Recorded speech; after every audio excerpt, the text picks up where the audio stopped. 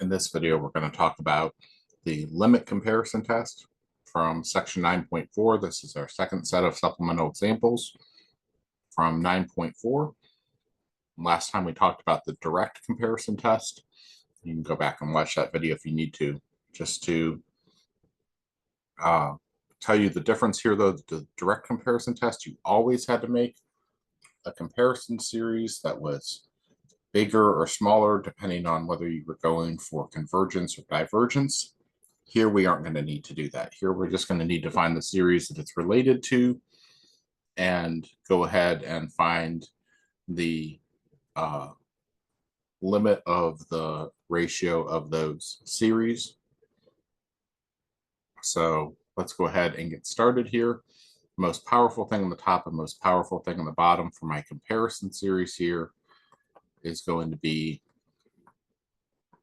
n over n squared is going to be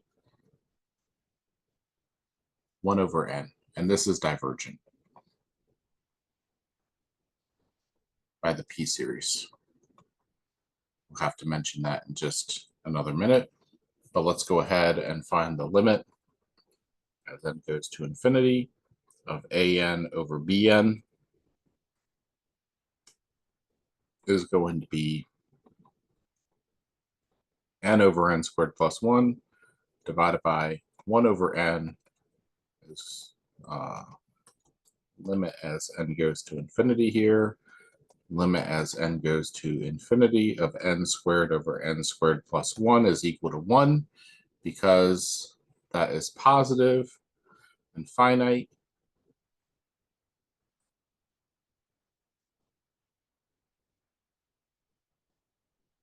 That limit exists and it's positive. That means that an and bn both converge or both diverge.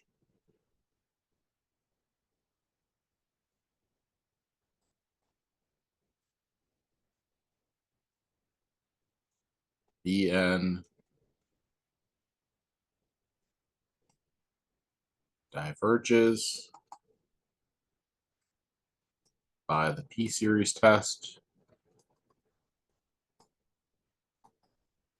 Therefore,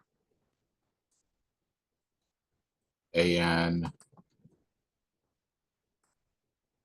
also diverges by the limit comparison test.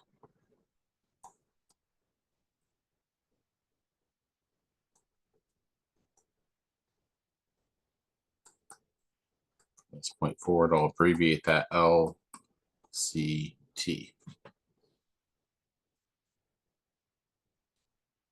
All right, use the limit comparison test to determine the convergence or divergence of the series here. So this is going to be my an here, my bn. I'm going to use for comparison is going to be summation from n equals 1 to infinity of 2n squared over 3n to the 5th is going to be equal to summation from n equals 1 to infinity 2/3 of 1 over n cubed. This is a convergent p-series. I'll make note of that later. So limit as n goes to infinity of an over bn is equal to limit as n goes to infinity of 2n squared minus 1 over 3n to the 5th plus 2n plus 1 divided by 1 over n cubed. It's the same as limit as n goes to infinity 2n squared minus 1 over 3n to the 5th plus 2n plus 1 times n to the 3rd over 1 is equal to the limit as n goes to infinity 2n to the 5th minus n cubed over 3n to the fifth plus 2n plus 1 is equal to 2/3, which is, and I actually can make this 2 and 3 and 2 and 3 and 3 and 2, and that's going to make this be 6 and 3 and 6 and 4 and 2, like that, and then that's going to be 1, which is greater than 0 and finite. So an and summation bn both converge, both diverge. Summation of bn converges by the p-series test. Therefore, summation of an also converges by limit comparison test. So more words to write down, some more steps to do, but easier steps than direct comparison test, usually. All right, this one's a little tricky. Use the limit comparison test to determine the convergence or divergence of the series. Remember when we had limit as x goes to 0 of sine x over x is equal to 1. We're going to use that from back in calculus 1 here, and we're going to choose our bn. If this is our an, we're going to choose our bn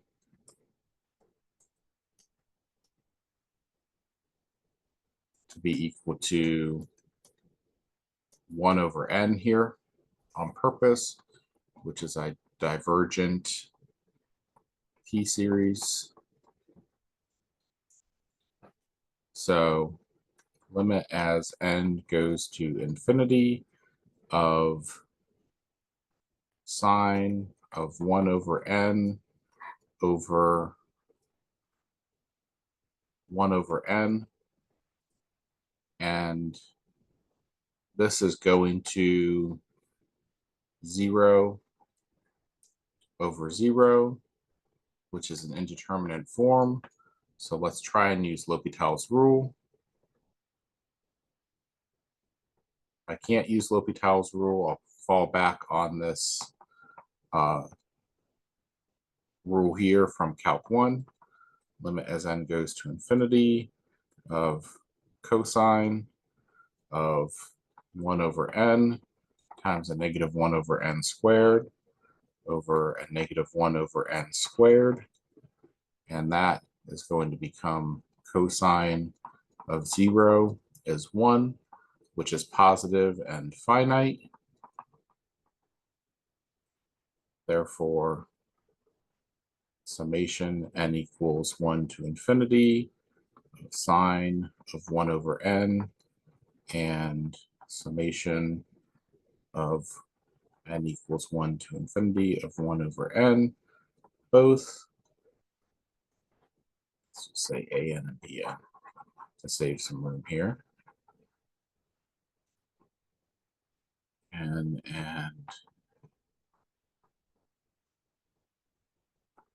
both converge or both diverge.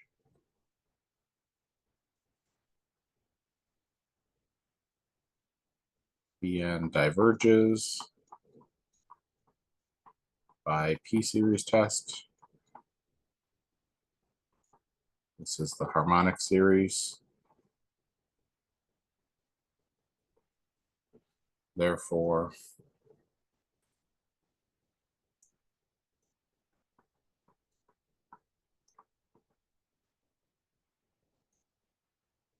sine of 1 over n also diverges by limit comparison test. So we had a couple different ways. I chose to use L'Hopital's rule from Calculus 2. Could have gone in here and said instead that, well, I'm going to take the reciprocal of this, and if n is going to infinity, 1 over n is going to 0, sine of 1 over n over 1 over n, and this all turns into limit as u goes to 0 of sine of u over u, where u is equal to 1 over n, and this is equal to 1. And that would have been pretty simple, and you wouldn't have had to use L'Hopital's rule. So, all right, that's it for this video, and we'll come back next time, and we will talk about supplemental examples from 9.5. See you for the next video.